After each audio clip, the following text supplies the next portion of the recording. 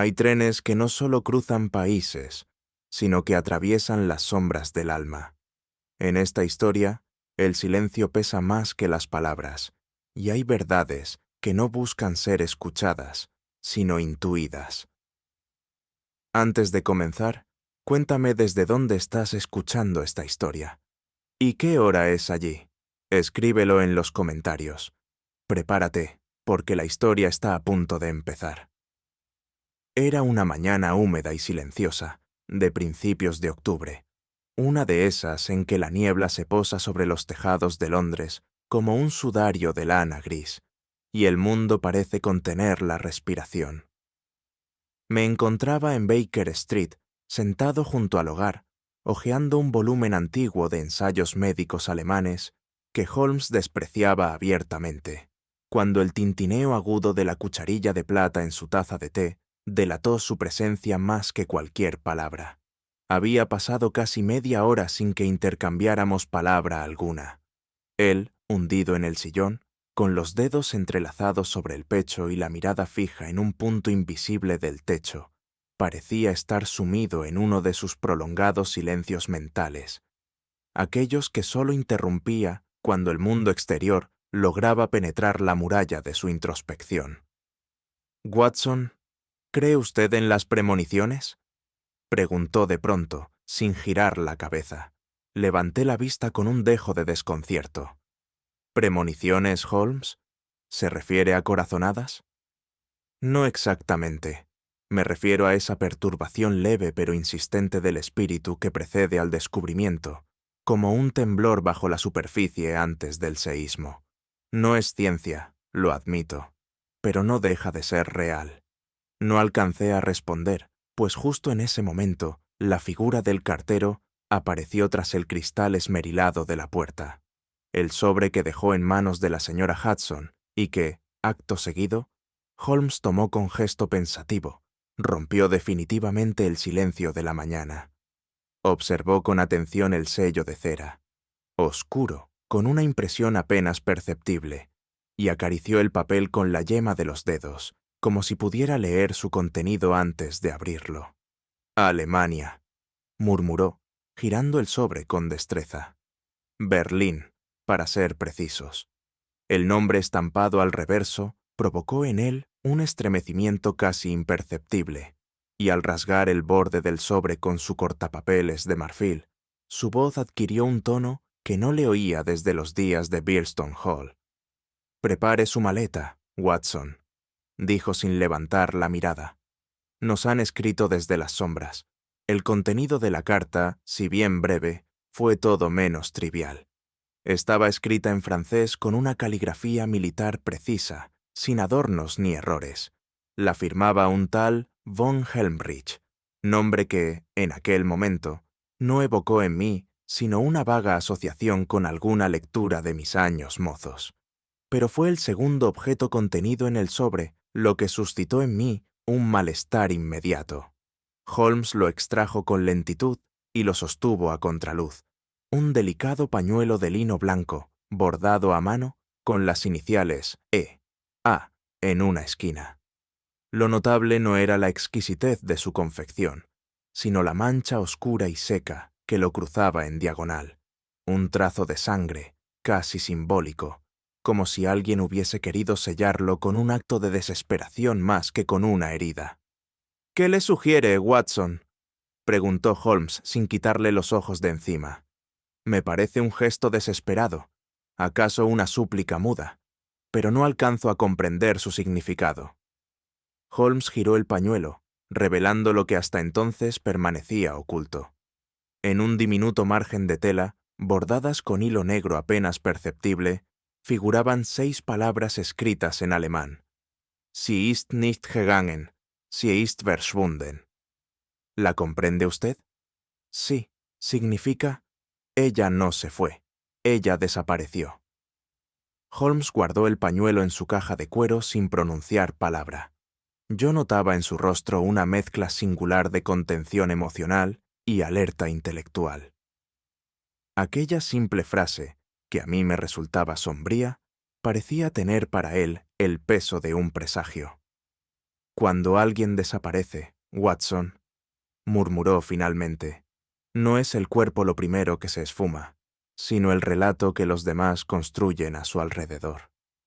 Holmes colocó la carta extendida sobre la mesa y la alisó con la palma, como si intentara alisar también los pensamientos que aquella misiva agitaba en su mente. Von Helmrich, repitió en voz baja, ex coronel de la policía secreta prusiana, un hombre de lealtades inflexibles y mente táctica, aunque no exenta de escrúpulos. Lo conocí en Viena durante la cuestión ruritania, aunque nuestros caminos se cruzaron más de una vez en circunstancias más turbias de lo que preferiría recordar. Me incliné con cautela. ¿Amigo o enemigo? Ambos, como todo adversario digno. Nos respetamos sin admirarnos, y quizá precisamente por ello, esta carta adquiere una gravedad que no puedo soslayar. Si él ha decidido comunicarse de este modo, puede usted estar seguro de que hay más en juego que el honor de una familia noble. Holmes tomó una pequeña pipa de brezo y al encenderla dejó escapar un hilo de humo lento, pensativo. Sus ojos se perdieron en la bruma que subía hasta el dosel del salón. Von Helmrich no exagera, no inventa, y jamás pide ayuda si no ha llegado a un punto de colapso moral. El que nos escriba, Watson, no es señal de un capricho, sino de un derrumbe.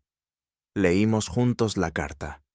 Estaba escrita con una contención casi militar, como si cada palabra hubiese sido examinada 3 veces antes de ser firmada. Decía así: estimado señor Holmes, el presente escrito no es una petición, sino una advertencia. En la víspera de su boda con el heredero del linaje von Eberhard, la señorita Emily Ashcombe, de nacionalidad británica y ascendencia noble, ha desaparecido sin dejar rastro. Los medios oficiales han recibido instrucciones de silenciar el hecho. Sin embargo, yo no puedo aceptar la solución que se me ha impuesto. Si alguien puede hallar a la señorita Ashcombe viva, o descubrir lo que ha sido de ella, ese es usted. Adjunto una prenda encontrada en el claustro de la capilla. Su presencia aquí podría salvar una vida, o descubrir un crimen. Von Helmrich. ¿Emily Ashcombe? Pregunté. Me suena el nombre. Hija del difunto Lord Ashcombe, respondió Holmes sin levantar la vista. Familia del norte de Devon, vínculos con la diplomacia en Constantinopla. Ella es, o era, considerada uno de los últimos vestigios del linaje anglo-germánico que aún inspiraban respeto en ambas cortes. ¿Y su prometido? Barón Friedrich von Eberhard, conde de Grünewald, segundo hijo del mariscal Otto von Eberhard, figura dominante del conservadurismo militar prusiano. Que ambas familias acordaran una unión así no es solo un asunto sentimental, Watson, sino geopolítico. Guardamos silencio por un momento, escuchando los cascos de un carruaje desvanecerse en la neblina londinense. Si ella ha desaparecido y se ha optado por el silencio, entonces alguien tiene mucho que perder, añadí. Holmes asintió con gravedad. Y por lo tanto, también mucho que esconder. Holmes se incorporó con lentitud. Sin necesidad de darme instrucciones, entendí que el asunto exigía preparación inmediata. Había en sus gestos una economía de movimiento que solo se manifestaba cuando el intelecto iba varios pasos por delante del cuerpo. Encendió una vela, aunque la mañana seguía avanzando, y consultó brevemente el horario ferroviario. «Partimos esta noche», dijo simplemente. «Deberíamos estar en Berlín al amanecer del martes, si todo marcha según lo previsto». «¿Cree usted que aún hay esperanza de encontrarla con vida?» Holmes giró hacia mí con una expresión inescrutable. «No se trata de esperanza, Watson. Se trata de propósito. Y ese propósito se encuentra codificado en 6 palabras, que ningún caballero escribiría en vano. Ella no se fue. Ella desapareció». Me sobrecogió el eco de la frase, que en labios de Holmes adquiría un matiz más inquietante. Había investigado desapariciones antes, ciertamente, pero había algo en esta que se sentía distinto, más simbólico, más sutil, como si no se tratase solo de una joven ausente, sino de algo más, de una verdad ausente, de un pacto roto. Holmes guardó el pañuelo en el forro interior de su abrigo, con la delicadeza que otros reservarían para una reliquia sagrada. Cuando las campanas de boda no suenan, Watson, no siempre es porque no hay amor. A veces es porque hay demasiada mentira. Y sin más, cruzó la puerta envuelto en la niebla. Nuestra llegada a Berlín tuvo lugar bajo un cielo eternamente encapotado, cuyos pesados nubarrones parecían reflejar la atmósfera opresiva del caso que nos ocupaba. Recuerdo con nitidez el traqueteo del carruaje al rodar sobre las piedras antiguas de la avenida Unter den Linden, un sonido monótono y hueco que resonaba como una letanía de advertencia. Holmes, sentado frente a mí, observaba por la ventanilla con los párpados entornados y una expresión que oscilaba entre el tedio y la expectativa contenida. No había pronunciado palabra desde nuestra partida de la estación, y solo el ocasional tamborileo de sus dedos sobre el bastón indicaba que su mente se encontraba en febril actividad. «Es curioso, Watson», dijo de pronto, sin apartar la mirada del exterior, «cómo ciertas ciudades, incluso antes de hablarnos con hechos, ya nos comunican un tono moral». «¿Moral?», repliqué. «¿En qué sentido? Berlín no solo se construye con piedra, sino con represión. Esta ciudad no oculta sus secretos bajo la apariencia de ligereza, como París, ni los entierra bajo capas de historia, como Roma. Aquí, los secretos son visibles a plena luz, pero nadie se atreve a nombrarlos. Es una urbe donde el deber ha suplantado a la verdad, y el decoro a la conciencia». Confieso que su observación me sorprendió. Holmes rara vez se permitía reflexiones de orden tan filosófico, y mucho menos las compartía sin que hubiese un propósito funcional detrás. La mención a la represión, más aún en una ciudad desconocida para nosotros en lo personal, aunque no en lo profesional, me preparó el ánimo para lo que estaba por venir. Cuando el carruaje se detuvo frente al número 17 de la Klinkerstrasse, descendimos sin ceremonia. La lluvia, persistente pero delicada, caía como una cortina inalterable, amortiguando los sonidos de la ciudad. La mansión de los von Eberhard se erguía allí, con una sobriedad casi militar, sin más adorno que un portón de hierro forjado y una placa con escudo heráldico, apenas visible a través del rocío. Holmes levantó ligeramente el ala de su sombrero al tocar el llamador. No dijo nada, pero el leve arqueo de sus cejas me bastó para comprender que ya había comenzado a observar. Y aunque yo aún no lo sabía, habíamos sido observados mucho antes de llegar. Nos recibió un mayordomo con rostro inexpresivo y maneras tan medidas que resultaban casi mecánicas. Nos condujo por un corredor amplio, flanqueado por retratos al óleo de antepasados marciales y cortinas de terciopelo apagado. El aire tenía una densidad particular, como si la gravedad se acentuara tras esos muros. Finalmente, fuimos introducidos en un salón al fondo, donde nos aguardaba el barón Otto von Eberhard.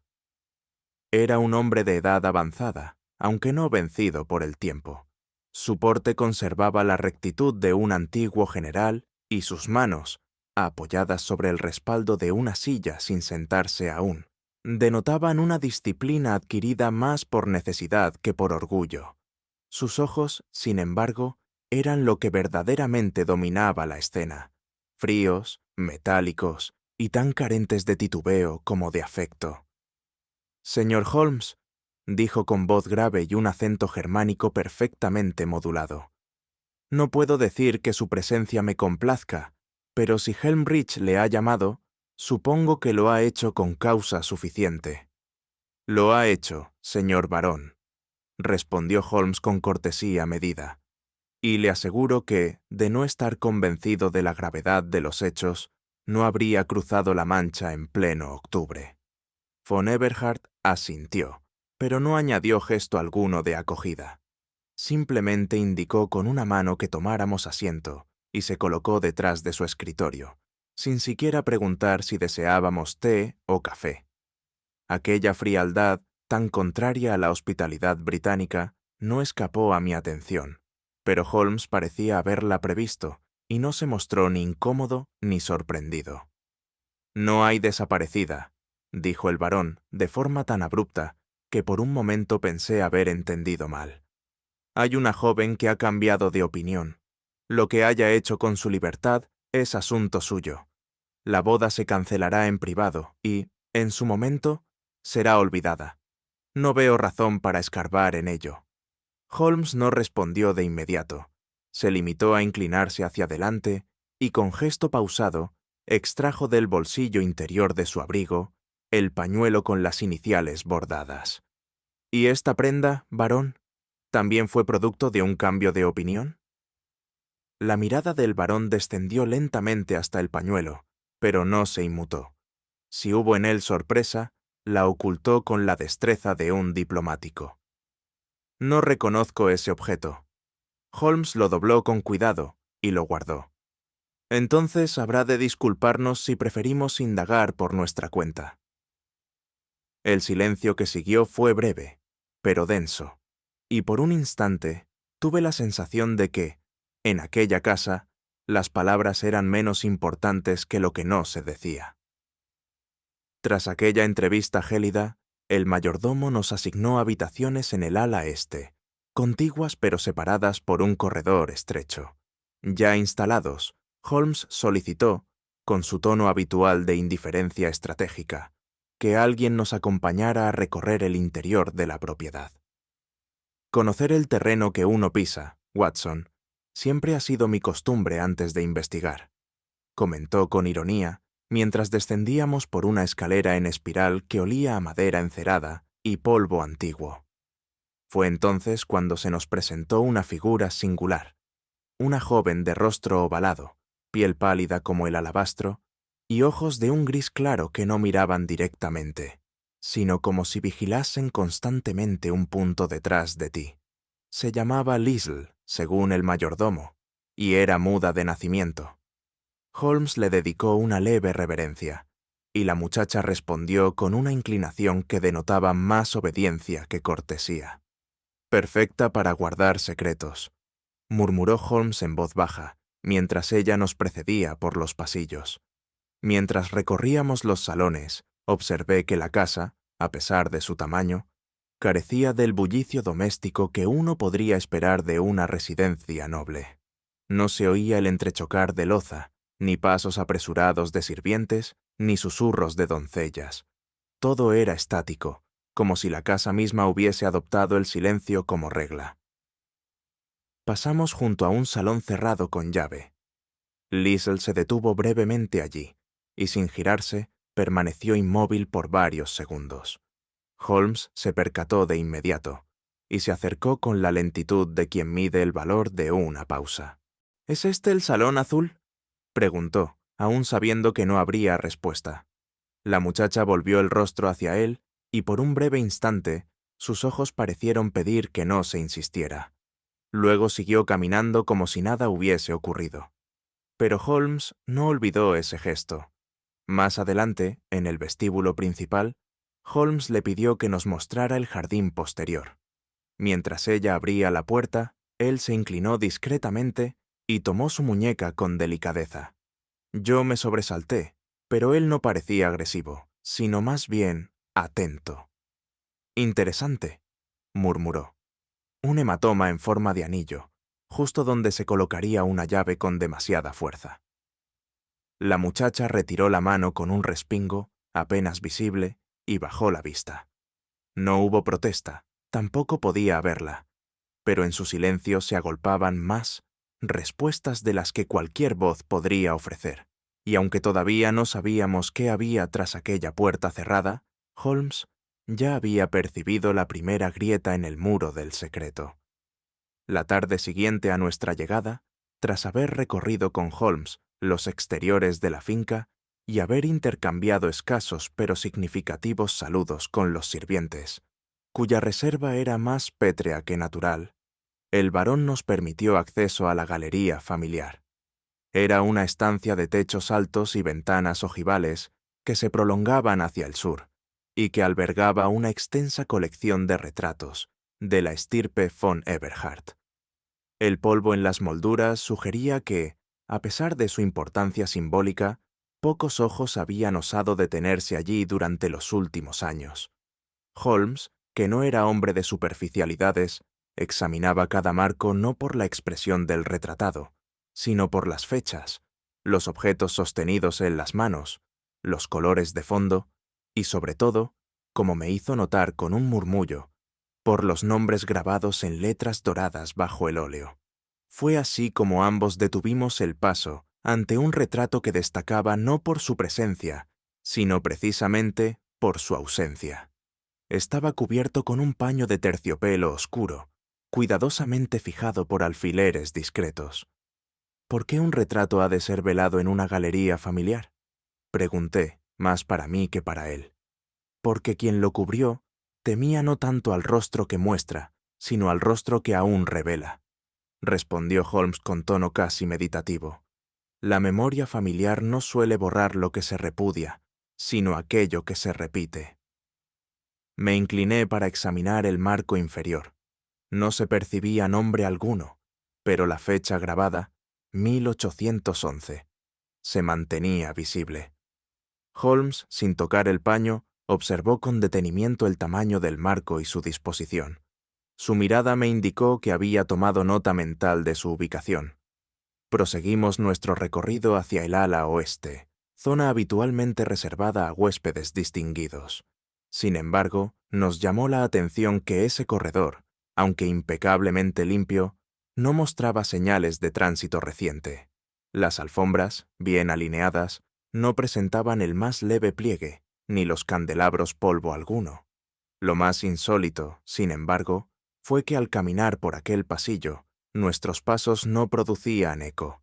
Era como si la arquitectura misma hubiese sido diseñada para absorber el sonido, o como si la casa rehusara testimoniar lo que allí ocurría. Holmes, que hasta entonces había permanecido en silencio, se detuvo bruscamente y señaló una discreta ventilación de hierro forjado en el zócalo. «Observe, Watson», dijo con voz baja. «¿Lo nota?» Me agaché. El aire que salía era más cálido que el del resto de la casa y tenía un leve aroma a cera derretida.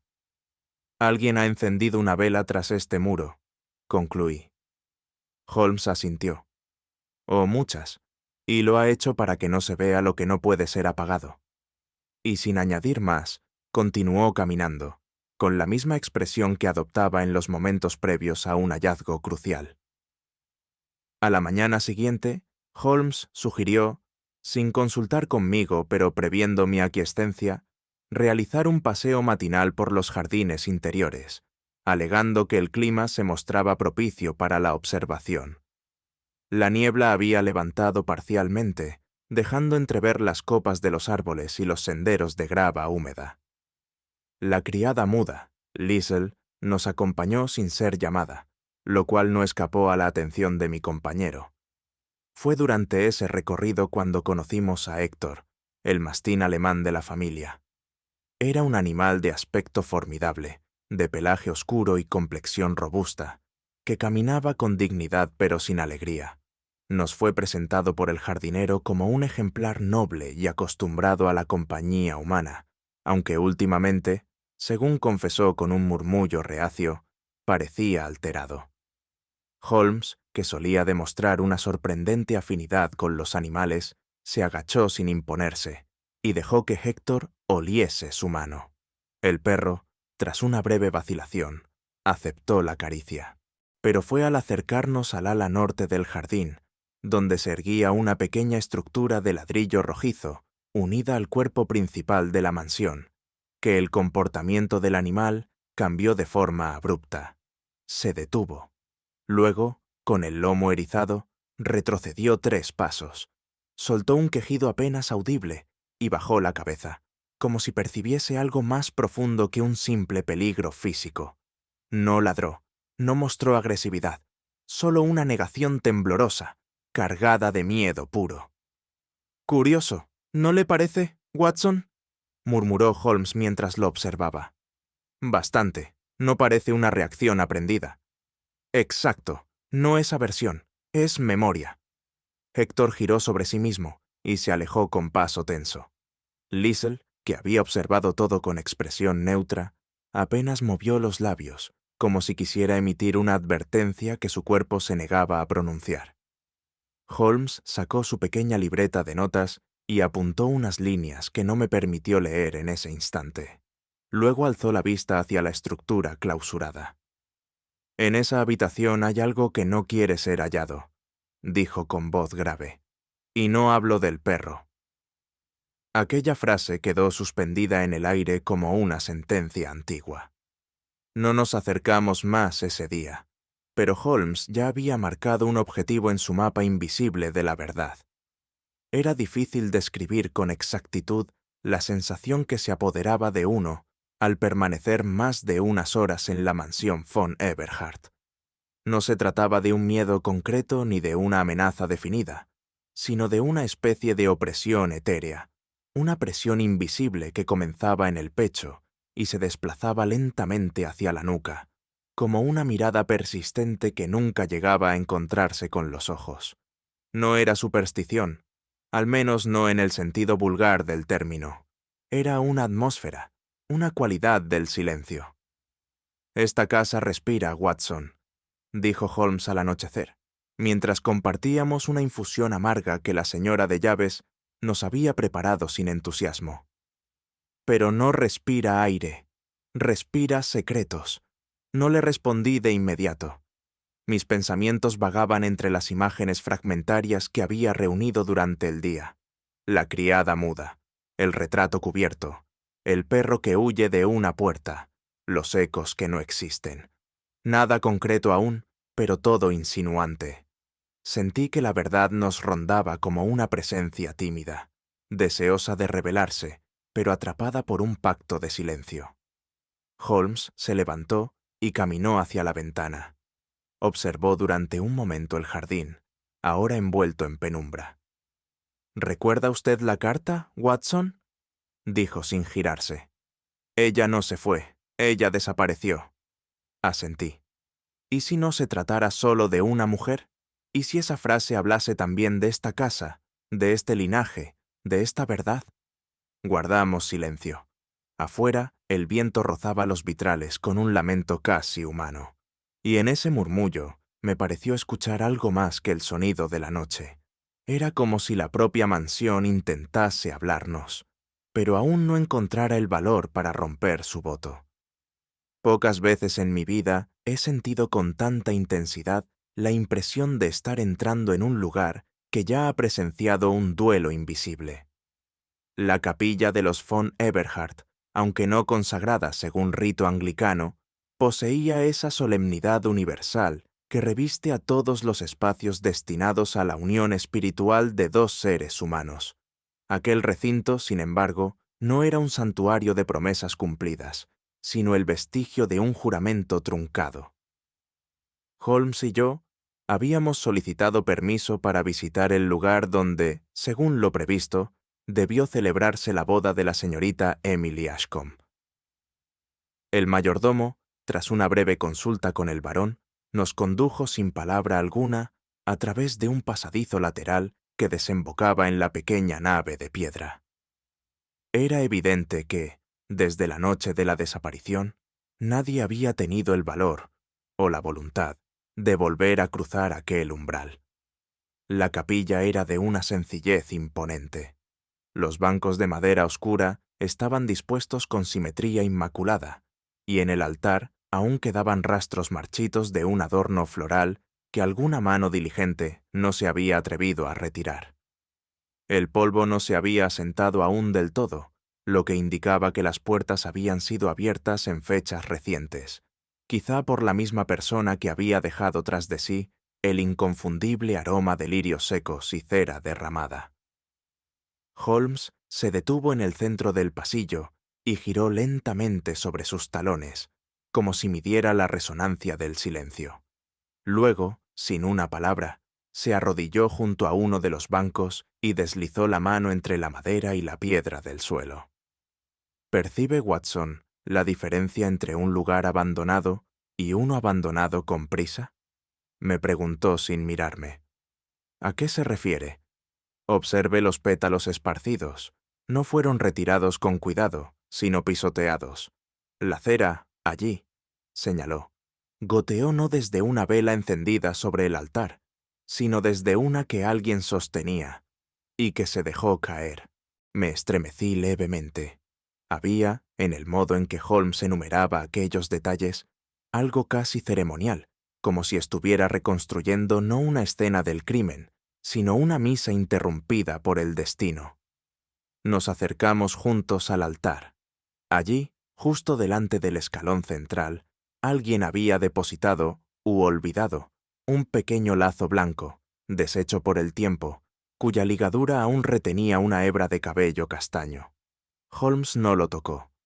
Nada aquí fue concluido, Watson, ni el voto, ni el adiós. Y con esas palabras en suspenso, su mirada se dirigió a las losas del altar, como si esperara hallar allí la siguiente señal. Fue precisamente bajo aquella mirada inquisitiva que Holmes se inclinó con lentitud frente al altar, apoyando la palma de su mano sobre la piedra tallada, mientras sus dedos exploraban la superficie con una meticulosidad casi reverencial. No hubo prisa en su gesto, ni impaciencia, solo esa tensión silente que precede al hallazgo. «¿Ve esto, Watson?», dijo por fin, indicando una línea casi imperceptible en el borde de la losa central. Me agaché a su lado. Entre dos bloques de piedra mal alineados, quizá restaurados sin el arte de un cantero experto, se vislumbraba un hilo blanquecino, fino como la seda. Holmes, con ayuda de una pequeña pinza que extrajo del interior de su bastón, extrajo con suma delicadeza un fragmento aún intacto de lo que, sin duda, había sido parte de un velo nupcial. «Tul inglés», murmuró, «tejido a mano. Este tipo de bordado no se consigue fácilmente en Berlín, y mucho menos entre familias prusianas. Fue traído desde Inglaterra, sin duda. Mire el patrón, delicado, simétrico, propio de manufactura devocional.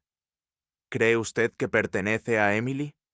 No lo creo, Watson, lo sé.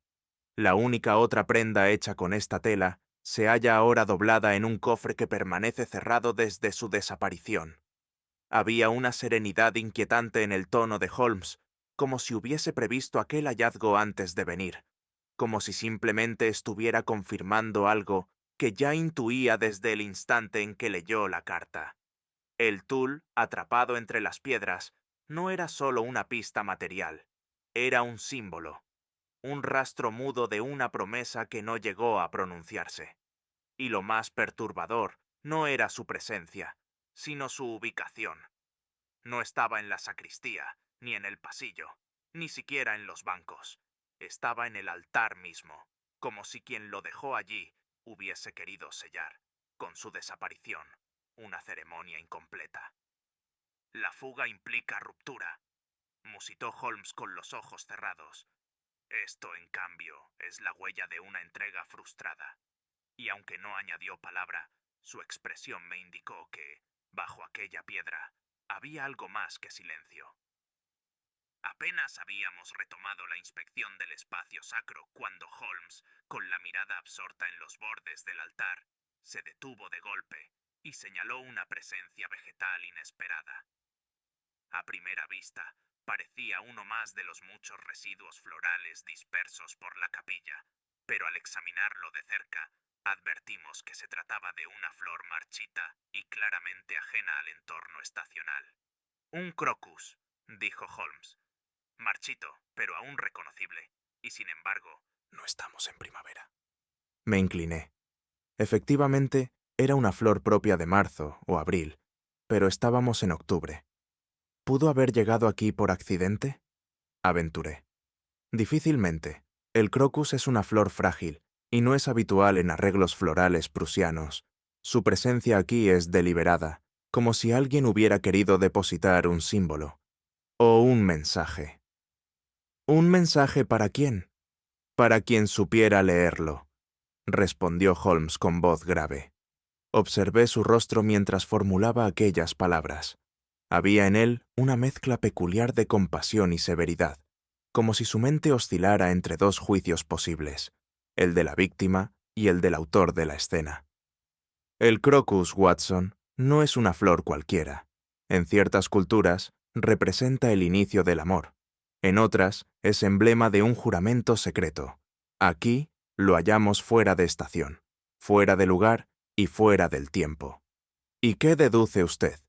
Que quien la trajo quería que se notara precisamente por su anacronismo.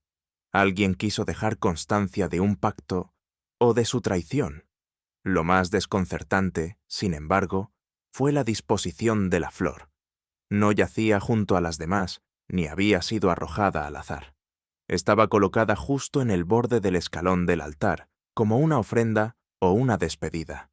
Y si algo me enseñaron mis años junto a Holmes, es que una despedida sin testigo nunca es casual. Mientras Holmes continuaba inspeccionando los contornos del altar, yo me alejé unos pasos, guiado más por una intuición inconcreta que por cualquier indicio racional. Fue entonces cuando, junto al tercer banco de la izquierda, percibí algo fuera de lugar, una línea blanquecina, apenas perceptible bajo la luz que se filtraba por los vitrales enturbiados. Me incliné. No era una grieta ni una veta en la piedra. Era una línea de tiza, trazada con mano temblorosa, de longitud desigual y sin otro acompañamiento visible. Llamé a Holmes, quien acudió en silencio. Se arrodilló y examinó la línea con mirada incisiva. La tocó brevemente con la yema del dedo y luego la olió, como solía hacer con rastros químicos. «Tiza escolar, de carbonato cálcico», dijo. «No es de las que se emplean en carpintería ni en labores eclesiásticas. ¿Qué hace aquí? ¿Podría ser parte de una marca anterior, borrada por el paso del tiempo?» «Difícilmente. Observe los bordes, aún nítidos. Fue trazada en los últimos días, quizás en las últimas horas antes de la desaparición». Permanecimos unos instantes observando el banco en cuestión. No había marcas de violencia, ni objeto alguno bajo el asiento. Sin embargo, el hecho de que la línea no apuntara hacia ninguna dirección concreta, sino que terminara abruptamente junto al extremo del banco, le otorgaba un carácter más simbólico que funcional. «Una señal hecha con urgencia», dije, más para mí que para Holmes. «Tal vez un intento de dejar constancia antes de ser callada». Holmes asintió con lentitud. «O una confesión no verbal, silenciada antes de adquirir forma. Hay mensajes que no necesitan palabras, Watson. Basta con que alguien, en el último momento, recuerde que morir en secreto es aún peor que vivir en la mentira». Volvió a guardar silencio. Luego se levantó y tras un breve vistazo al altar, murmuró: «Esta línea no divide, esta línea señala, y aún no sabíamos a quién». En el extremo derecho del presbiterio se hallaba una pequeña credencia, de madera tallada, que albergaba libros litúrgicos y objetos destinados al culto. No había allí nada inusual a simple vista, pero Holmes, como era su costumbre, no se conformó con las apariencias. Abrió con delicadeza uno de los misales, un ejemplar en latín con anotaciones a mano, y comenzó a hojearlo con la meticulosidad de un archivero. Fue entonces cuando, entre las páginas correspondientes al rito matrimonial, algo cayó al suelo con un susurro casi imperceptible. Un sobre sin sello ni destinatario. Lo tomé antes de que el viento pudiese arrastrarlo. Era de color marfil, sin membrete, cerrado con una solapa pegada con cera transparente, cuya ausencia de símbolo lo hacía aún más sospechoso.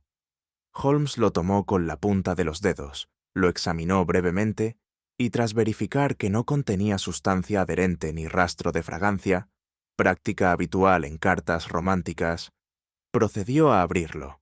El contenido era escueto, escrito con caligrafía femenina pero irregular, como si hubiese sido redactado con prisa o bajo el peso de una emoción fuerte.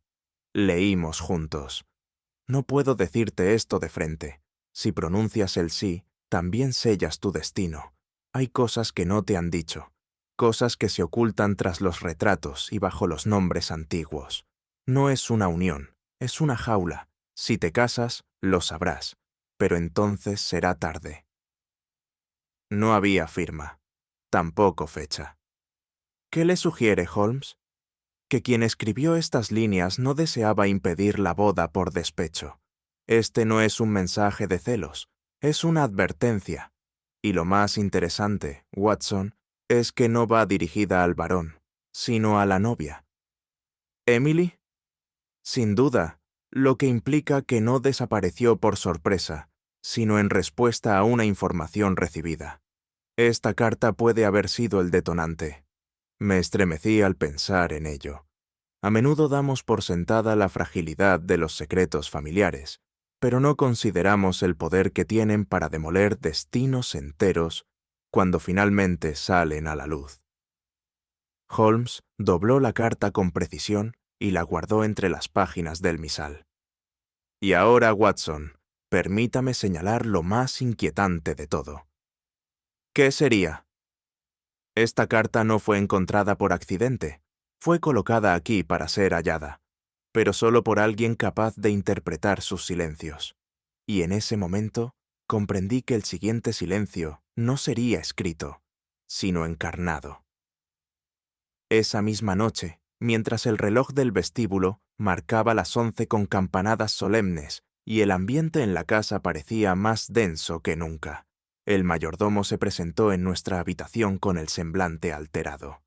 Se limitó a inclinarse con rigidez y pronunciar 4 palabras. La señorita Liesl ha desaparecido. Holmes no pareció sorprendido. Simplemente se puso en pie, se caló el abrigo con precisión mecánica y asintió para que lo siguiéramos. Subimos al nivel superior por una escalera de servicio que no conocíamos aún, estrecha y cubierta de un tapiz gastado por los años. Nos condujo hasta una pequeña habitación en el ala oeste, donde residía la joven criada muda.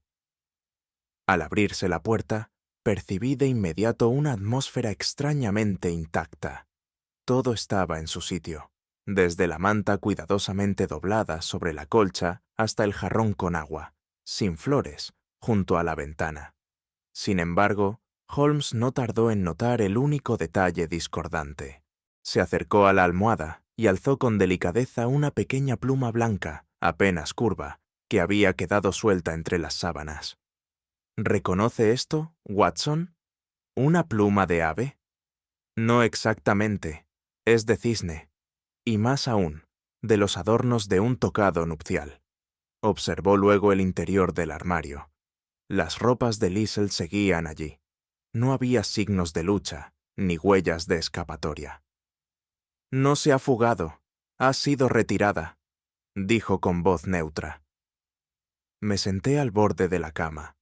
A pesar de que no pronunciaba palabra alguna, aquella habitación parecía resonar con gritos que nadie había escuchado. ¿Cree usted que ella sabía algo?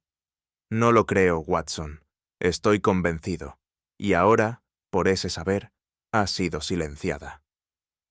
Holmes volvió a observar la pluma, la guardó en su estuche y se dirigió a la puerta. Cada desaparición no resuelta en esta casa es una oración no dicha. Y cada silencio, una pieza que exige respuesta. Y sin esperar que nadie lo siguiera, se adentró nuevamente en la oscuridad del pasillo. Fue durante una tarde especialmente sombría, cuando las nubes berlinesas se obstinaban en negarle al día toda claridad, que Holmes solicitó visitar de nuevo la galería familiar. Lo hizo con una naturalidad casi casual, como si el acto obedeciera a una simple curiosidad estética, aunque yo sabía que cada uno de sus pasos respondía a una lógica más profunda, apenas revelada. El varón, con esa cortesía tan lacónica que le era característica, accedió sin oposición, mas sin disimular cierto desagrado. Una criada distinta a Liesl, más joven y a todas luces, menos observadora, nos acompañó al pasillo principal del ala este, donde los retratos de los von Eberhard descansaban en su inmovilidad secular. El recorrido no debía haber tenido nada de extraordinario, y sin embargo, fue allí donde tropecé con una imagen que detuvo mi andar con una fuerza que no sabría atribuir al azar. En uno de los lienzos más antiguos, parcialmente velado por el polvo y la penumbra, emergía el rostro de una joven de facciones tan inquietantemente semejantes a las de Emily Ashcombe, que por un instante creí hallarme ante un prodigio de la imaginación o un engaño de la memoria. La postura, la serenidad del óvalo facial, la misma inclinación leve de la cabeza, todo evocaba a la desaparecida. Holmes, musité sin dejar de mirar. Él se acercó en silencio, evaluó el retrato con ojos clínicos y entornó apenas los párpados. Fechado en 1811, murmuró, y firmado por un tal K. G. Richter, pintor menor de la corte sajona. La dama representada no es Emily, claro está, pero la semejanza es un eco deliberado, no casual. ¿Podría tratarse de un antepasado? No lo dudo. Lo que me inquieta no es la similitud, sino el hecho de que este retrato no nos fue mostrado en nuestra primera visita. Esto no estaba destinado a ser visto, y sin embargo, estaba aquí, esperándonos. Me invadió una sensación de desconcierto. Si la imagen de Emily, o de su doble ancestral, había estado allí durante generaciones, ¿qué significado ocultaba? ¿Se trataba de un azar de la genética o de una repetición simbólica? Holmes, aún sin alejarse del lienzo, añadió: «Una mujer que no pertenece a su siglo, Watson, rara vez pertenece a su destino». Y tras un breve silencio, me indicó que observáramos no el rostro, sino el marco. Holmes no solía prestar demasiada atención a los marcos de los cuadros, salvo que éstos ocultaran mecanismos, documentos o pistas disimuladas en sus esquinas. Sin embargo, en esta ocasión, su interés parecía orientarse a algo más sutil. Con la yema del índice recorrió la parte inferior de la moldura, deteniéndose en un punto donde la madera mostraba un leve desgaste, como si hubiera sido rozada repetidamente en el mismo sitio. Inclinándose con lentitud, apartó el polvo con un pañuelo limpio y me llamó con un leve gesto. «¿Qué ve, Watson?» Me acerqué. En la parte inferior derecha, apenas perceptible bajo la pátina barnizada, se leía una inscripción tallada en letras góticas: «A Emilia, arrancada del altar por la voluntad de los vivos». Leí en silencio, mientras una inquietud serpenteante se alojaba en mi pecho. «¿Emilia? ¿Cree usted que...?» «No lo creo, lo deduzco», replicó Holmes. «Este retrato fue retirado deliberadamente de la vista pública, y esta inscripción no corresponde a una dedicatoria común. ¿Quién, sino alguien muy consciente del simbolismo, usaría la expresión arrancada del altar? No se trata de una joven que muriera antes de su boda por causa natural. Aquí hubo una interrupción activa, ejecutada con voluntad ajena. ¿Y si se tratara de una figura mítica dentro de la familia? Una historia encubierta. Una maldición, quizás. Las familias nobles, Watson, prefieren los escándalos ocultos a las leyendas públicas. Una maldición se convierte en cuento. Pero un encierro, un encubrimiento, un crimen disfrazado de retiro, eso es más temido que un fantasma. Guardamos silencio unos instantes. El aire se volvió más denso, como si aquel nombre no hubiese sido pronunciado en décadas, y ahora, al hacerlo, invocáramos algo aún latente. ¿Cree usted que este retrato tiene conexión directa con la desaparición de Emily? No aún, pero cada elemento apunta a una repetición. No se trata de dos mujeres que se parecen, Watson. Se trata de dos destinos que fueron dirigidos por la misma mano invisible, y sin apartar la vista del rostro pintado, añadió en voz más baja: «Esta no es la historia de una mujer desaparecida. Es la historia de una mujer que alguien está intentando repetir». Esa misma tarde, motivado quizás por una corazonada o por el deseo de verificar la intuición de Holmes con datos más tangibles, Solicité hablar con la persona de mayor edad en la casa que hubiese conocido las generaciones anteriores de la familia von Eberhard. Me fue presentada una mujer de avanzada edad, de rostro surcado por arrugas tan finas como antiguas, y con un acento que traicionaba raíces bávaras. Su nombre era Frau Gertrude, y había servido como institutriz en la casa durante más de 40 años. Fue ella quien, al mencionarle el nombre de Emilia, detuvo su labor de costura sin levantar la vista. ¿La recuerda usted?, pregunté con cautela. La anciana permaneció unos instantes en silencio, como quien sopesa si romper un pacto tácito. Finalmente, habló con voz apagada, como si cada palabra emergiera desde un rincón sellado del pasado.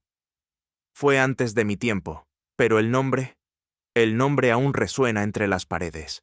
Emilia von Eberhard, la hija menor de la tercera esposa del barón Theodor. Dicen que era hermosa, rebelde, y que fue prometida, contra su voluntad, a un embajador ruso. El día de la boda, desapareció.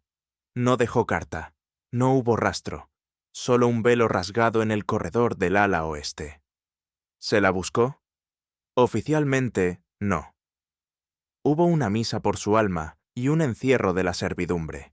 Algunos decían que se había fugado por amor, otros que había enloquecido y que la encerraron para no deshonrar el apellido, pero nadie volvió a verla. ¿Y el retrato? Fue retirado por orden del barón. Dijo que no se debía alimentar la leyenda de una desobediente, pero algunos criados más antiguos decían que en cada generación nacía una joven igual a ella, una especie de eco, como si la casa no la dejara marchar del todo. Relaté aquella conversación a Holmes esa misma noche, mientras caminábamos junto al invernadero. Me escuchó sin interrumpirme, y cuando hube terminado, dijo: «La memoria, Watson, es el único órgano de la familia que nunca enferma, pero que todos intentan amputar».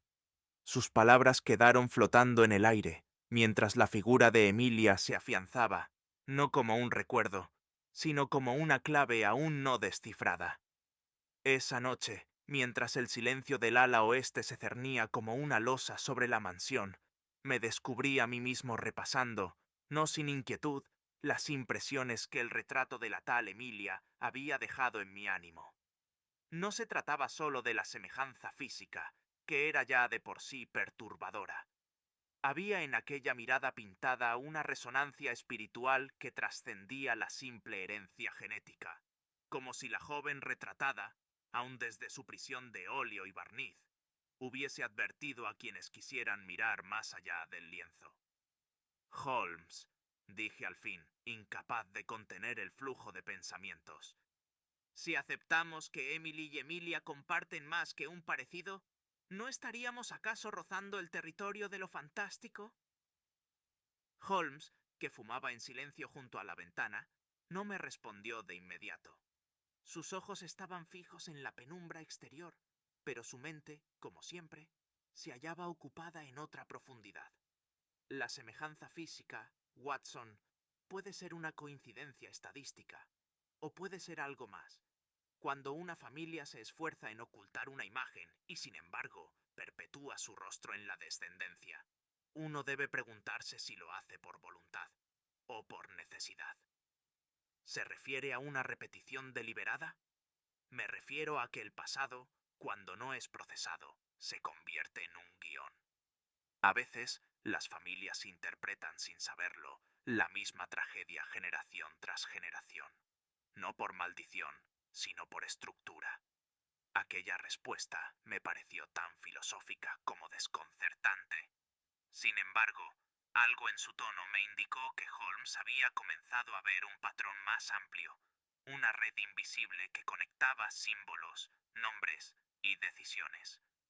«Y si todo esto», continuó, «no es más que una representación meticulosa, un teatro montado para que alguien vuelva a desaparecer, como ya desapareció antes». Sus palabras me dejaron helado, porque si la historia estaba siendo reescrita, no era para reparar el pasado, sino para silenciarlo una vez más. y el nombre que habríamos de buscar ya no era Emily, sino el que había sido enterrado junto con su retrato. La mañana siguiente, Holmes me despertó con un gesto escueto y un brillo particular en la mirada. No era entusiasmo, ni mera satisfacción deductiva. Era esa mezcla única de concentración y urgencia que solo manifestaba cuando sentía que una pieza esencial del rompecabezas estaba a punto de revelarse.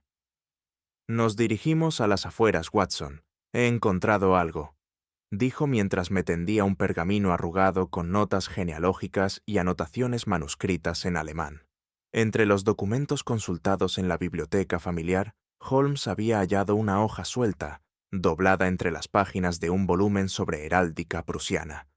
En un margen, con una tinta diferente y letra temblorosa, figuraba la siguiente anotación: Emilia A. Ver archivo de Alt Strandheim. Clase C. Alt Strandheim, un sanatorio psiquiátrico privado, a unos 7 kilómetros de aquí. Discreto, bien financiado y, lo más importante, con una reputación construida sobre la confidencialidad. Partimos al amanecer, en un carruaje alquilado que Holmes había solicitado con discreción. El trayecto fue sobrio, casi meditativo. El paisaje otoñal que bordeaba el camino parecía coincidir con nuestro estado de ánimo. La belleza de lo marchito, la dignidad de lo que se retira sin ruido. Al llegar al recinto, fuimos recibidos por un hombre enjuto, de rostro afilado y maneras excesivamente medidas. Se presentó como Herr Klein, responsable administrativo del establecimiento. Tras intercambiar saludos breves, Holmes fue directo. Buscamos a una paciente llamada Emilia A., internada probablemente hace menos de un mes, sin apellido registrado. El rostro de Klein no varió. Lo lamento, caballeros. No tenemos constancia de ninguna paciente con ese nombre.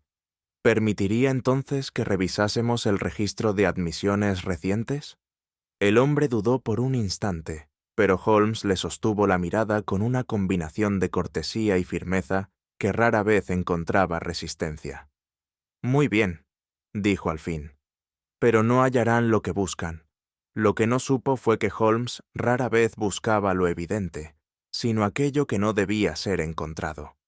Nos condujeron a una sala modesta, decorada con una austeridad casi monástica, donde reposaban varios tomos encuadernados en cuero pardo. Herr Klein depositó el volumen más reciente sobre la mesa central y, con un gesto que no ocultaba su desagrado, indicó que disponíamos de 15 minutos. Holmes hojeó el libro con celeridad metódica, como si ya conociera el lugar exacto al que deseaba llegar. Yo le observaba en silencio, notando cómo su índice se deslizaba por los márgenes, más que por las líneas centrales de texto. Fue la última página, en un espacio apenas utilizado por los copistas del registro, donde se detuvo bruscamente. Allí, al borde de la hoja, fuera del diseño habitual, figuraba una anotación hecha a mano, en caligrafía desigual. Emilia A. Llegada sin fecha, sin familia, sin visita. No había más, ni diagnóstico, ni número de habitación, ni firma oficial. Solo esa línea, abandonada como una nota clandestina. Holmes la señaló con la punta del bastón, sin tocarla. Aquí está, Watson. No es una entrada administrativa, es un acto de ocultación, un nombre escrito para cumplir con el protocolo, pero escondido para que no se lo relacione. Me incliné a leerlo por segunda vez. La tinta estaba algo corrida, como si la mano que la escribió hubiese temblado al hacerlo, o como si alguien, en el último momento, hubiese vacilado entre el deber y la conciencia. ¿Está viva?, pregunté en voz baja. Holmes no respondió de inmediato. Eso, mi querido amigo, es lo que aún debemos confirmar. Pero lo que ya sabemos es que no fue olvidada, sino escondida. Y esa diferencia, en los dominios del crimen, lo cambia todo.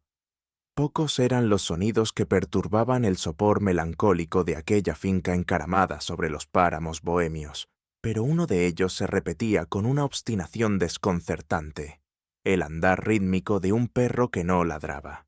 Desde nuestra llegada, el lebrel propiedad del jardinero se había mostrado ajeno a toda presencia humana, salvo cuando Holmes se acercaba. A cada aparición del detective, el animal parecía despertar de una especie de letargo, y tomaba a seguirlo, primero con cautela, luego con una urgencia contenida, hasta un punto concreto del terreno, una pared cubierta de hiedra, al oeste del ala antigua de la propiedad, donde se adivinaban los vestigios de una construcción anterior al cuerpo principal de la casa. ¿Qué le hace venir aquí una y otra vez, amigo mío?, pregunté en voz baja, mientras Holmes, inclinado sobre la maleza, no apartaba la vista del can. Los perros carecen de la hipocresía de los hombres, Watson, musitó sin mirarme. Si regresan al mismo lugar con insistencia, es porque algo ha captado su instinto, algo que, si supiéramos escuchar como ellos, también inquietaría nuestro sentido de la lógica. Me vi tentado a tachar aquella observación de una de sus excentricidades metafóricas, pero el silencio con que Holmes había pronunciado esas palabras, casi reverencial, me forzó a observar con mayor atención aquel muro olvidado, donde la hiedra parecía más densa que en el resto del jardín. El perro, mientras tanto, gimió una sola vez, y luego se sentó, inmóvil, con los ojos fijos en la piedra. Holmes sacó su lupa, no para examinar el muro aún, sino para observar el suelo.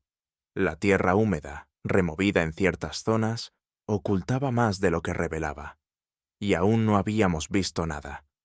Holmes permaneció agachado junto al muro, en una inmovilidad casi contemplativa, mientras yo rodeaba con la mirada aquel rincón desatendido del jardín.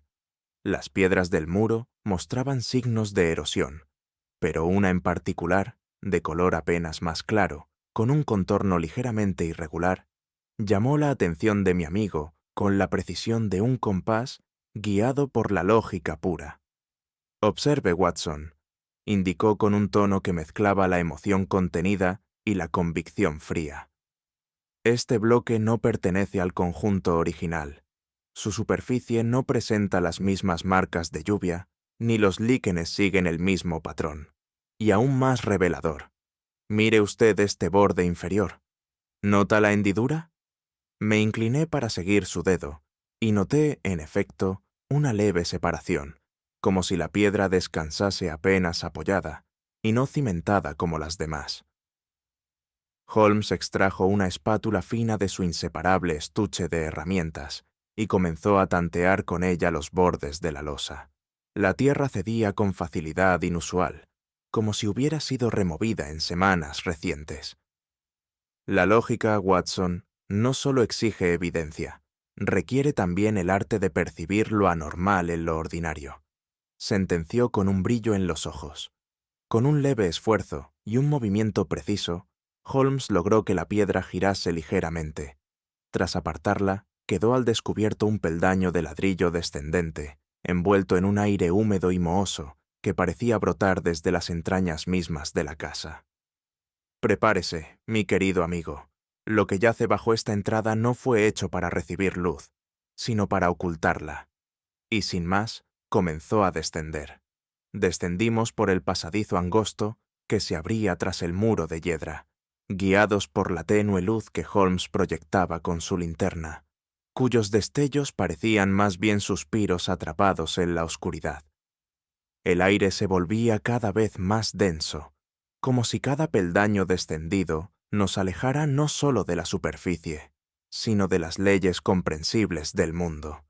Al llegar al fondo, nos hallamos en un recinto de piedra toscamente labrada, apenas más alto que un hombre. La humedad empapaba los muros como lágrimas detenidas. No había vitrales, ni imágenes sacras, ni indicio alguno de devoción. Tan solo una estructura austera, cuadrangular, con un techo bajo sostenido por columnas erosionadas. Era, indudablemente, una capilla, pero no una de Dios. Holmes examinó el suelo con la mirada de quien lee un pergamino enterrado.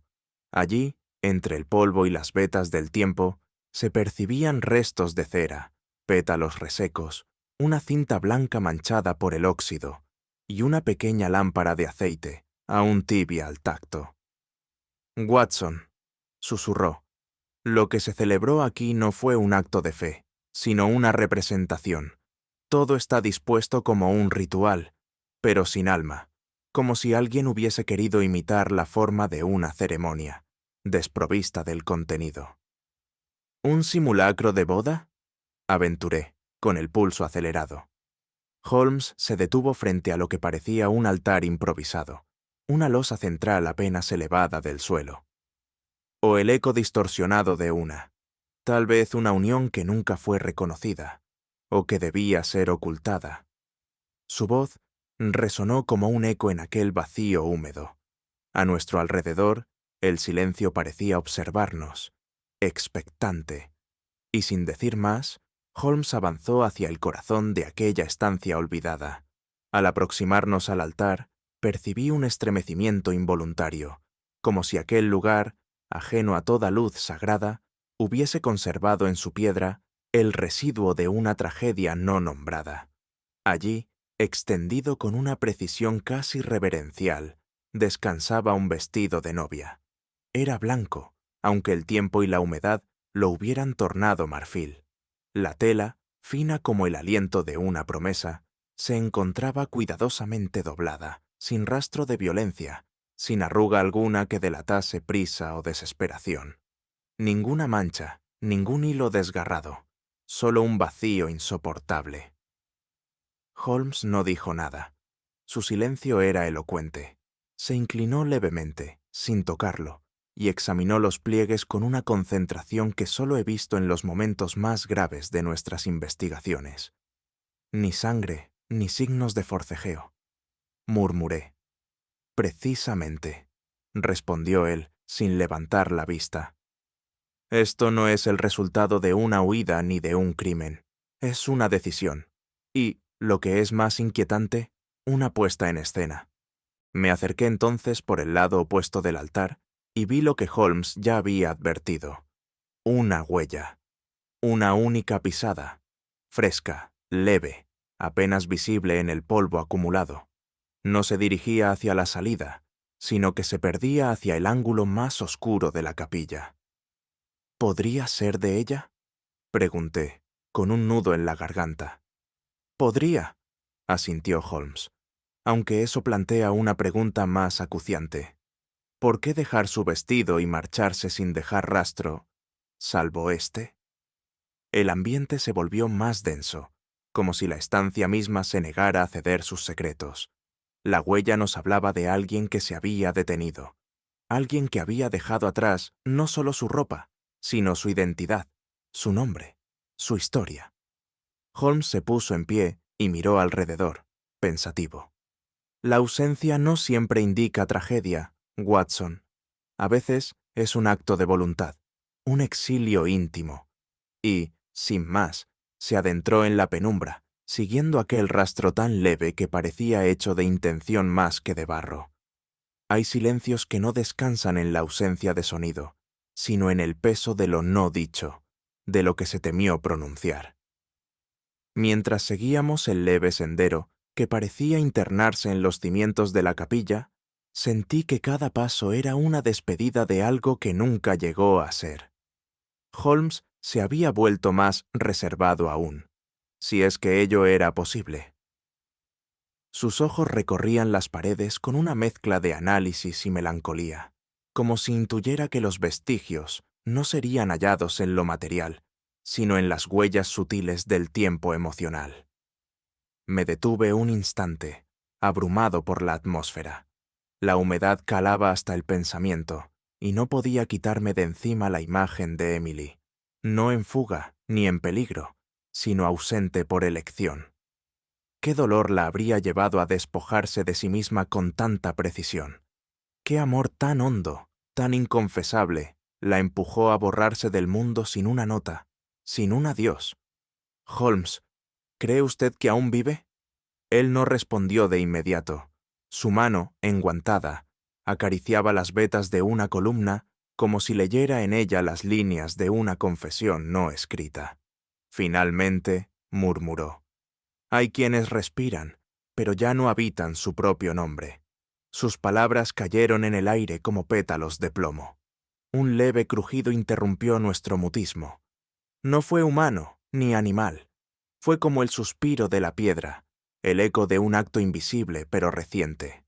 Holmes alzó la vista, atento.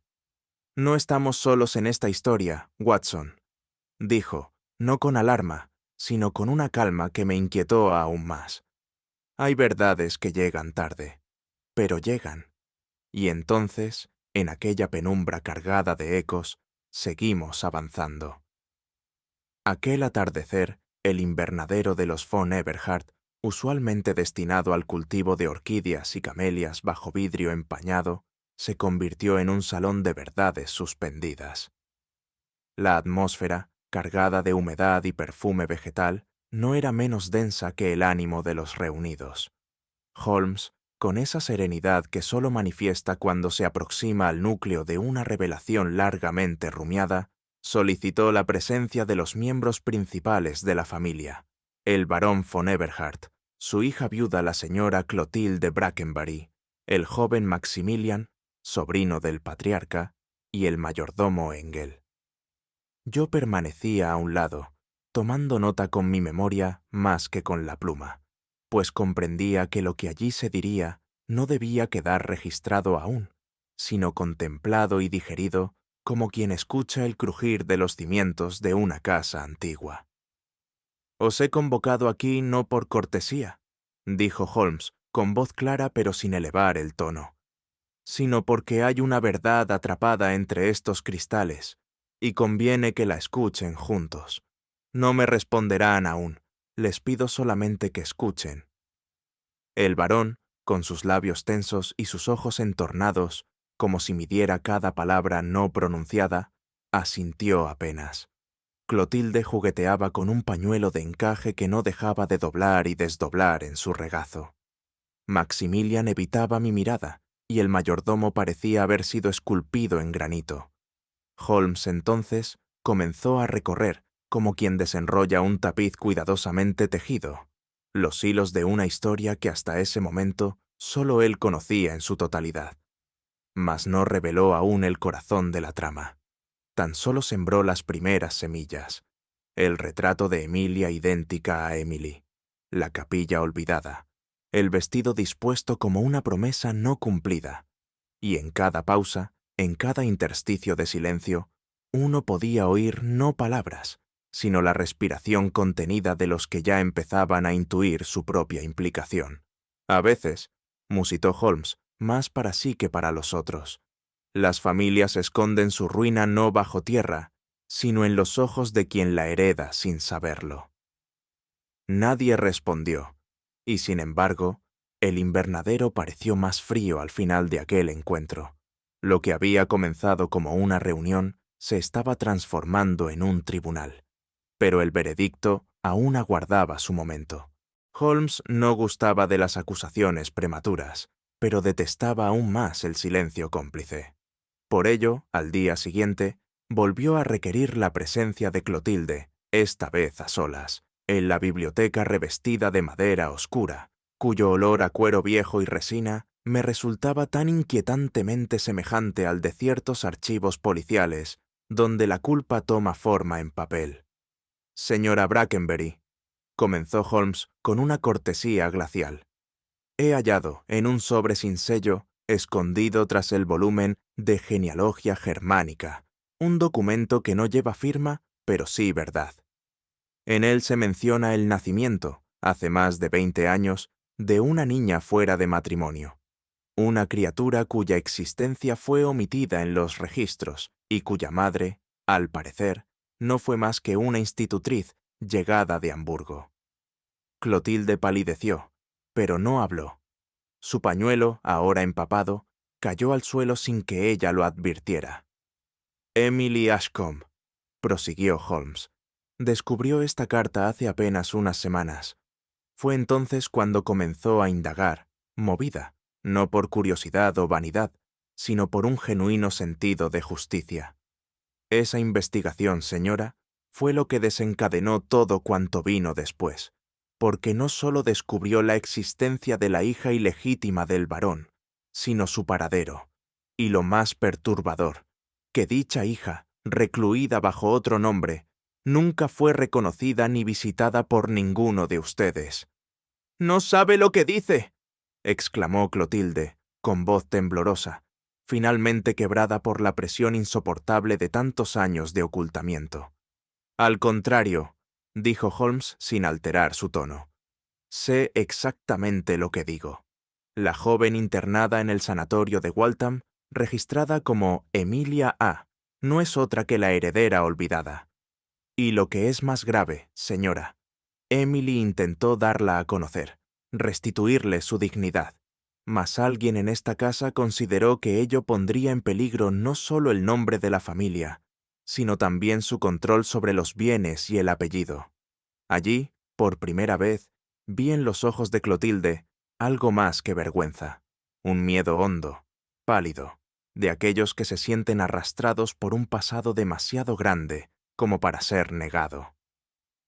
«Holmes», murmuré con pesar, «quiere decir que todo cuanto hemos descubierto, cada símbolo, cada pista, cada flor marchita, conducía no a un asesinato, sino a un destierro silencioso». Holmes no respondió de inmediato. Caminó hasta el ventanal, contempló los jardines grises bajo el cielo invernal y solo entonces pronunció: «No todo crimen es una muerte, Watson. Hay existencias borradas con la misma frialdad con la que se corrige una línea en un testamento». Mi indignación crecía como la marea en los acantilados de Dover.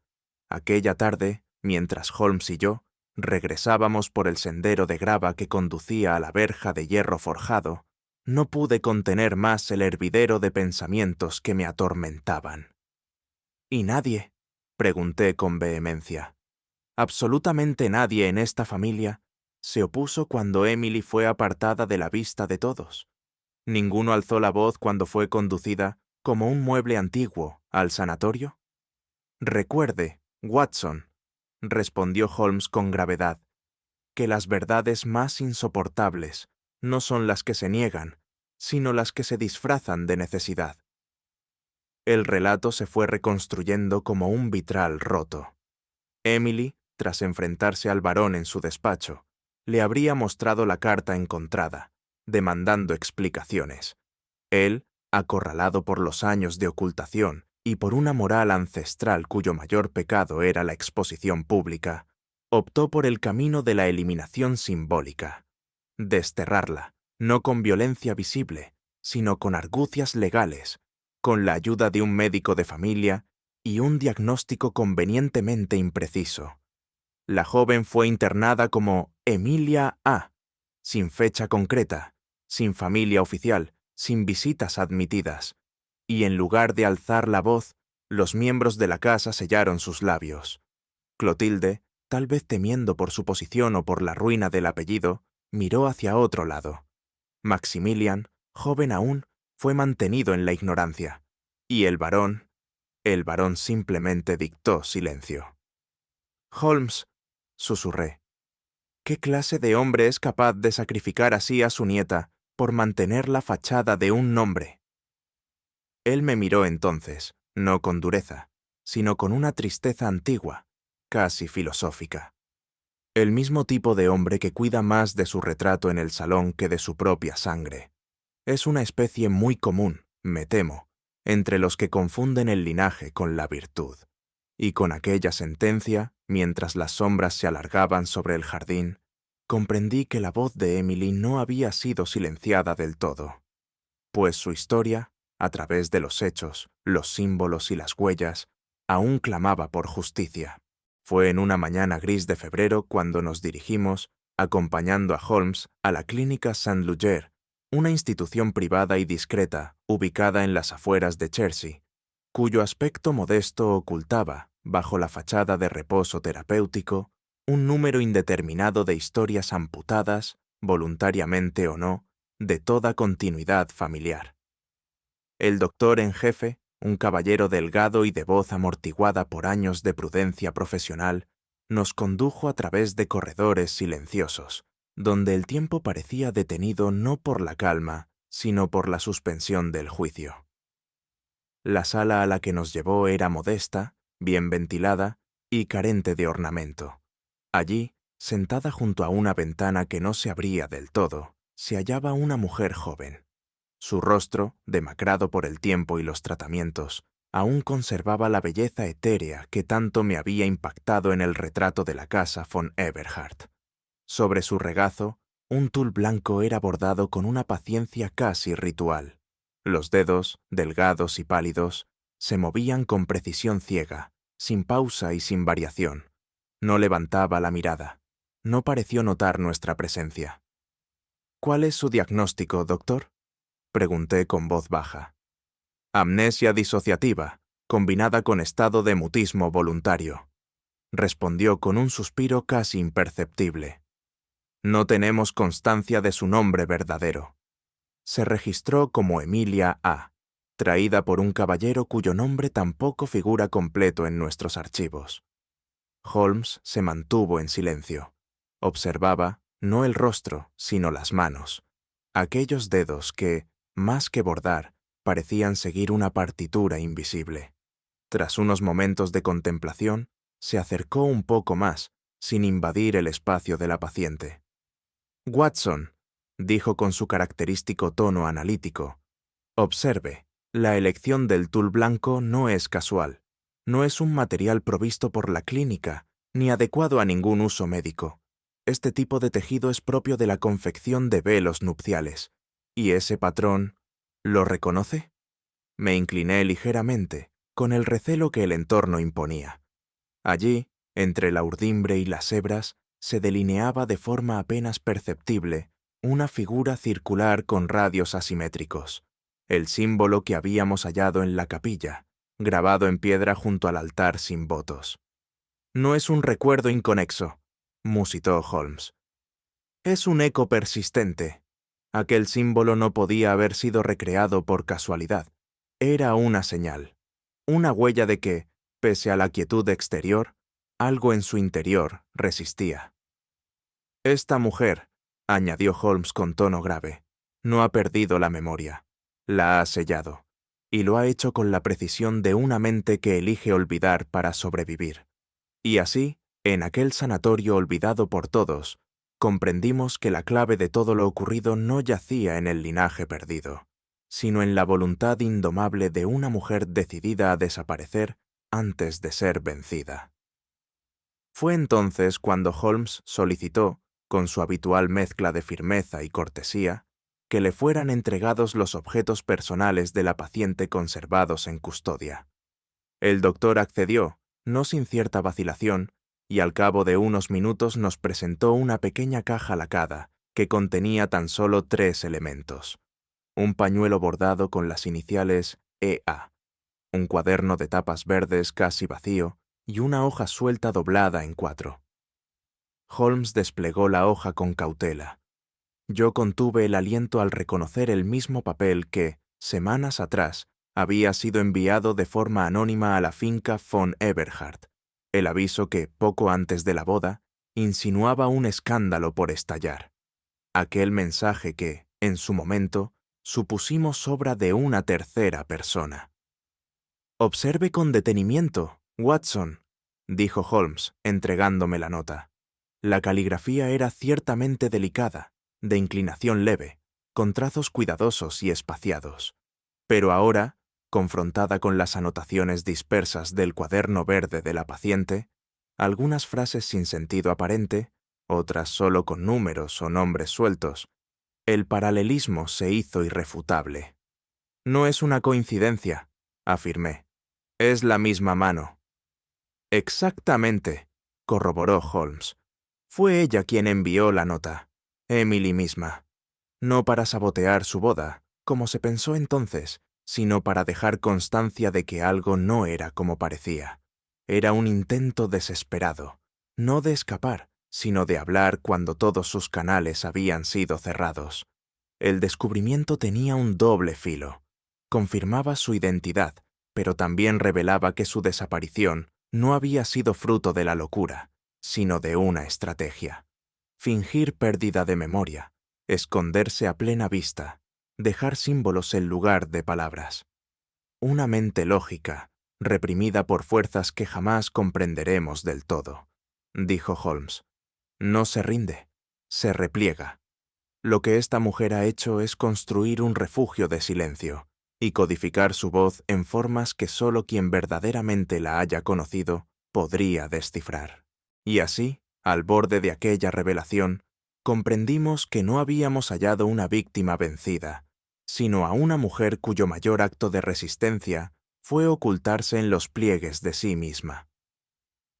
Aquella noche, mientras el tren nos alejaba del sanatorio y las luces del campo inglés se desdibujaban entre neblinas, no pude dejar de meditar sobre la fragilidad de los nombres y el peso insoportable que pueden llegar a portar. Emily, Emilia, dos rostros sobre un mismo espejo agrietado por el linaje, la vergüenza y la memoria selectiva. ¿Cree usted que alguna vez volverá a hablar?, pregunté, más a mí mismo que a Holmes. Él se tomó unos instantes antes de responder, observando el reflejo de su propio rostro en la ventanilla ennegrecida.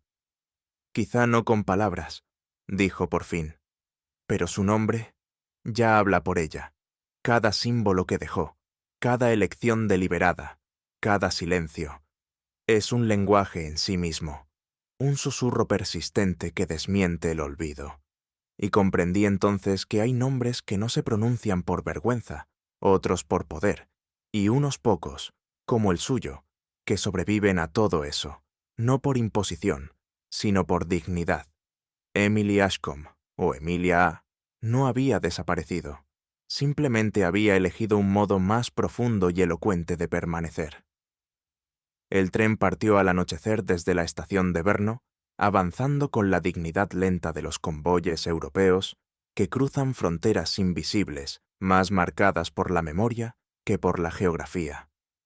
Holmes y yo habíamos tomado un compartimento reservado en el último vagón, desde donde el ulular del viento parecía arrastrar consigo algo más que frío, una melancolía espesa, impropia de la lógica, pero no por ello menos real.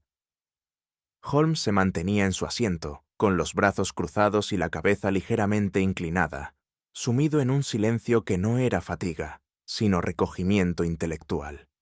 Yo, por mi parte, apenas podía sustraerme a la corriente de pensamientos que me asaltaban con la fuerza de las imágenes apenas comprendidas. Todo el caso, desde la aparición de la carta, el extraño comportamiento del perro, el descubrimiento de la capilla oculta, hasta la mujer que bordaba tul en un sanatorio apartado, se extendía ante mí no como una secuencia lógica, sino como una composición simbólica, casi litúrgica, donde cada gesto era eco de otro más antiguo. ¿No le parece, Holmes?, dije al fin, rompiendo el silencio con voz serena, que este caso ha sido menos una resolución y más una contemplación? Mi amigo volvió la cabeza con lentitud.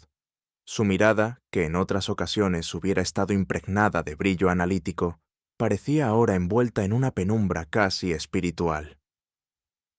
«Hay casos, Watson», respondió con voz sosegada, «en los que la verdad no se presenta para absolver ni para castigar, sino únicamente para ser contemplada, como quien descubre un fresco antiguo bajo capas de cal, y lo contempla, aun sabiendo que no puede restaurarlo del todo». El tren se deslizaba entre estaciones con nombres impronunciables, pueblos sumidos en la bruma, donde los andenes aparecían y desaparecían como fantasmas entre luces amarillas. Nada parecía esperar, nadie parecía regresar. Estos paisajes, continuó Holmes sin apartar la vista del cristal, poseen la dignidad del secreto. Nada en ellos se ofrece con facilidad, pero todo permanece para quien sabe mirar. Yo asentí, aunque no con plena comprensión. Había en sus palabras una dimensión que escapaba a mi entrenamiento médico, pero no a mi sensibilidad humana. Y así, entre el traqueteo del vagón y el vaivén hipnótico de los campos europeos, comenzó a perfilarse la última parte de nuestra travesía. pero aún quedaba una conversación por ocurrir. Fue en la ciudad de Graz, durante una parada técnica del tren, que Holmes descendió brevemente para reunirse, por vía de acuerdo previamente concertado, con un enviado de la clínica que conducía discretamente a Emily Ashcombe hasta la frontera austríaca. A su regreso, portaba consigo una carta sellada, que me entregó sin pronunciar palabra. La abrí con dedos ligeramente temblorosos. La caligrafía era inconfundible, delicada, clara, con ese estilo inglés de internado que aún resistía al deterioro de los años y de la soledad. Estimado doctor. Watson, comenzaba. Sé que no es costumbre mía escribir directamente a un caballero, y menos aún a uno cuya amabilidad no he merecido del todo. Pero siento la necesidad, más humana que protocolar, de hacerle saber algo que no puedo confiar ni siquiera al silencio de Holmes. No regresaré a Inglaterra. No porque tema las consecuencias. Mi nombre ya no pesa más que una flor seca en un libro viejo, sino porque comprendo que algunos gestos deben completarse hasta su última nota, como una sinfonía que exige su final, aunque ya no haya público. Elegiré Viena, no por amor al arte ni a la música, sino por su cualidad de refugio sin preguntas. En sus calles puedo ser nadie sin sentirme perdida. Hay algo profundamente liberador en la invisibilidad cuando se ha sido mirada con la expectativa de un linaje. Sé que usted y Holmes sabrán comprender. Usted, porque ha sentido compasión sin condescendencia, y él, porque ha comprendido sin necesidad de aprobación. Cuídese, querido doctor. No lamento haber desaparecido. Solo lamento no haberlo hecho antes de convertirme en una sombra dentro del retrato que me inmortalizó como algo que nunca fui. Suya, sin retorno. Emily, al terminar de leer, guardé la carta con lentitud. Holmes, que había permanecido contemplando el horizonte desde el otro lado del compartimento, no me preguntó su contenido. Sabía que la esencia del mensaje flotaba ya en el aire, como una confesión sin eco, pero no por ello menos cierta. La dignidad con la que Emily se alejaba no tenía relación con cobardía alguna. Era la dignidad de quien ha amado sin ser correspondido, de quien ha elegido desaparecer para preservar intacta la última fibra de su integridad. Y esa elección, silenciosa y solitaria, nos obligaba, a Holmes, a mí y a cualquier lector de los hechos, a reverenciar no el drama, sino la renuncia. Pocas cosas me han obsesionado más a lo largo de los años que las desapariciones que no tienen nombre, ni cadáver, ni titulares. Aquellas que no suceden con estrépito, sino con la minuciosa voluntad de borrarse, no por miedo, sino por lucidez. Durante aquel trayecto nocturno, mientras la oscuridad engullía los campos bohemios y las luces del vagón titilaban con piedad fatigada, reflexioné en silencio sobre lo que verdaderamente significa desaparecer. No hablo aquí de ser víctima de un crimen ni de un accidente, sino de otro tipo de exilio, el del espíritu que, comprendiendo que el mundo no tiene lugar para su verdad, opta por replegarse en la penumbra de lo anónimo. Emily no estaba muerta, no necesitaba estarlo. Su desaparición era más radical que la muerte. Era la pérdida voluntaria del nombre, del espacio social, del relato familiar. Una muerte simbólica, cuidadosamente elegida, cuyo único objetivo era preservar una forma de verdad que los demás no habrían sabido mirar sin deformarla. Me pregunté, entonces, cuántas otras Emilys habría en sanatorios, conventos, estaciones, ciudades fronterizas, mujeres cuya historia se había borrado no por descuido, sino por exceso de memoria. Porque recordarlo todo, en ciertos casos, es demasiado alto precio para seguir respirando. Holmes, que parecía dormitar, abrió un ojo en el momento exacto en que mi pensamiento se oscurecía. La desaparición, Watson, dijo con tono reflexivo, es una forma avanzada de honestidad. Hay quienes se ausentan no por falta de valor, sino porque saben que el mundo no está preparado para sus verdades. ¿Cree usted que fue cobarde?, pregunté sin afán de acusación. No, respondió tras una pausa. Creo que fue más valiente de lo que hubiéramos querido admitir. Y de nuevo cayó el silencio. No el del agotamiento, sino ese otro silencio más denso, el que se instala cuando se ha comprendido algo tan profundamente humano que ninguna palabra puede añadirle peso. Al aproximarnos a Calais, la bruma del amanecer comenzaba a filtrarse por los bordes del vagón. Holmes, de pie junto a la ventanilla, permanecía inmóvil, con la frente apenas inclinada hacia el cristal empañado. Su figura proyectaba una sombra larga, más cercana a una estatua que a un hombre en tránsito. No pronunciamos palabra durante largos minutos. El traqueteo metálico del tren era nuestra única compañía. Finalmente, y sin apartar la vista del vidrio, Holmes habló con voz baja, no como quien se dirige a otro, sino como quien permite que un pensamiento escape de la prisión del intelecto. Algunos corazones no se pierden, se ocultan. No añadió más. No era necesario. Comprendí que no hablaba de Emily solamente, sino de todos aquellos que, por elección o por circunstancias, habían decidido vivir en los márgenes de la mirada ajena. Holmes, que tanto había resuelto, que tanto había penetrado con su razón aguda, reconocía en ese momento que hay verdades cuya profundidad escapa incluso al rigor de la deducción. Y así, frente a un cristal donde nadie se reflejaba por completo, el gran detective aceptaba lo que la lógica no podía curar, que hay dolores que no buscan solución, sino silencio, y que a veces ese silencio, lejos de ser vacío, es la forma más elocuente de supervivencia. La historia de Emily Ashcombe no tuvo redención, ni justicia retributiva, ni aplausos finales, pero tuvo, al menos, la dignidad de ser contada. Y en ese contar reside un tipo peculiar de reparación, no para quien fue silenciado, sino para quienes, al escuchar, aprenden a no repetir el mismo olvido. No me engaño, la verdad, como bien decía Holmes, no redime, no repara el pasado, ni borra las cicatrices del silencio. Pero a veces, solo a veces, permite respirar a quienes aún viven bajo su sombra. Y eso, en un mundo donde tantas desapariciones quedan sin relato, es ya un acto de resistencia. A veces, lo más doloroso no es perder a alguien, sino descubrir que decidió borrarse antes de ser encontrada. ¿Y tú, habrías tenido el valor de desaparecer antes que mentirle al mundo? Cuéntamelo en los comentarios. Me encantará leerte.